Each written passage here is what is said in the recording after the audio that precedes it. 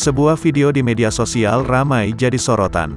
Video berdurasi singkat itu memperlihatkan aksi dua wanita yang membuat geram yang melihatnya. Video itu diunggah berbagai akun media sosial, salah satunya akun Instagram @memomedsos.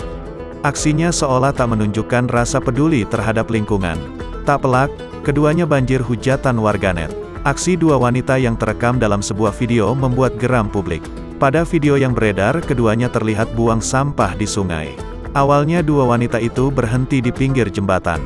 Dari atas motor keduanya turun dengan membawa satu besar berisi sampah. Terlihat sampah yang dibawa cukup banyak. Bahkan satu kantong terlihat berat sampai diangkat berdua.